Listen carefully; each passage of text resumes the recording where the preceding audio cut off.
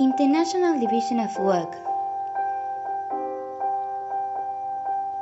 In order to truly understand the topic, we should go back to England in the end of 18th century, where an Angorian pastoral and her society of the medieval practices experimented of truly technological revolution that strongly impacted to the English economy and the whole world.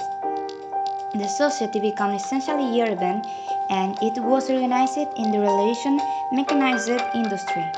In the States, the first textile factories came up producing wool and yarn that reached all parts of the world. With the passing of time, the industrial empire reached the United States and the rest of the countries in Europe. Spain was the last.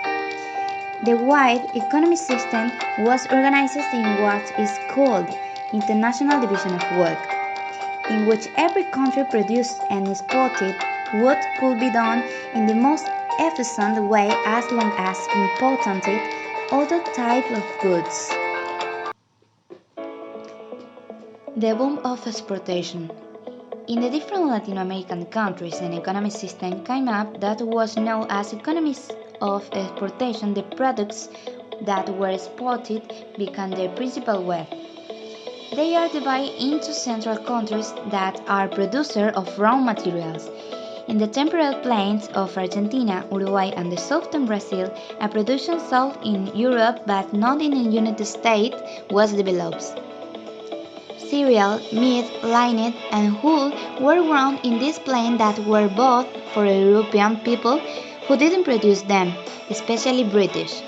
North American people also produced their goods. That's why they didn't establish strong economic bonds with countries like Argentina and Uruguay. In the first decades of the 20th century, the Latin American presence in which some products are identified with the country's to origin. For example, meat in Argentina, coffee in Brazil. It was like this because Argentina was the world's largest exporter of meat. It competed with Russia in the cereal market, and it didn't stop with Brazil regarding coffee. The more it was expanded, the more it grew economically. In this way, it's also become the richest nation in the region.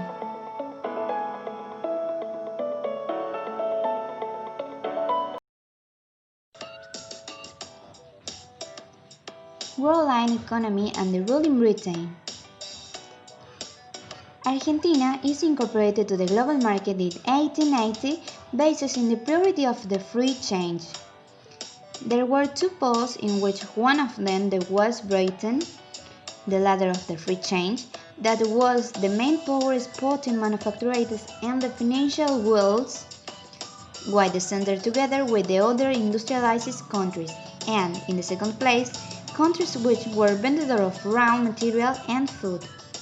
The reign of the free exchange reached a plane development between abolition of English laws of going that wiped out the British protectionism in 1846 and the big crisis that shook European economy in 1873, originating a Great Depression.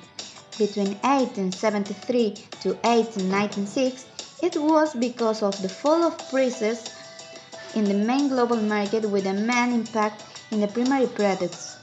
This process was a result of massive increasement in production and exportation, a part of the reduction of the cost in the national transport as well as the international. From 1896, the prices of those goods started to recover, thanks to technological innovation that raises to rates of turn that haven't fallen, improving the productivity of work. In contrast with the industrialized country whose economy story aimed to the implementation of industrial capitalism and the emergence of the technified society. In the end of the 19th century, the prepared countries were concentrated on generating wealth by giving the first world the necessary material for their development. The agro-export model that was organized by the International Division of the World wasn't private in Argentina, but also it constituted an economic organization owned by many Latin American countries. It consisted of raw material of agricultura with the purpose of exportation as in search of income. The agro-exporter model established an important economic flow between some industrial powers like Britain, France, and the United States, and the young Latin American nation, shaped for an economy based on agricultural exportation. In Argentina, this model lasts almost 50 years since 1880 with the presidency of Julio Roca.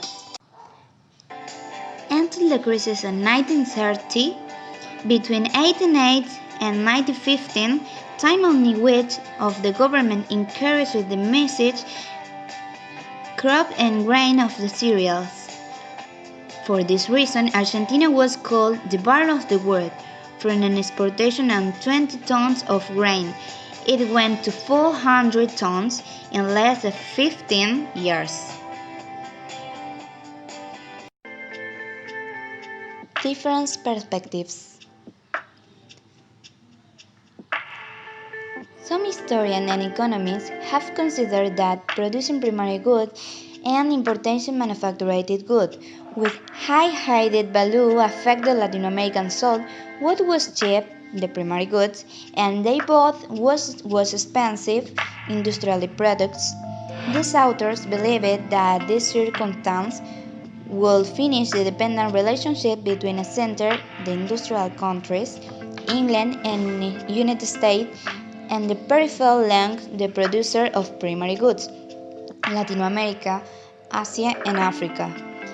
However, some historians and economists consider the relationship was mutually combined, which means not only Latin American but industrialized countries were beneficial for the economy.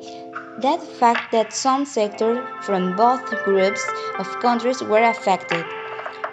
Both the British agricultors and the Latin American producer of manufactured goods went bankrupt because of their high costs produced by the inefficient in their production, which provoked that they couldn't compete in the open economies. To his views, the economy would have won in war because it prices to ones who did it in an inefficient way.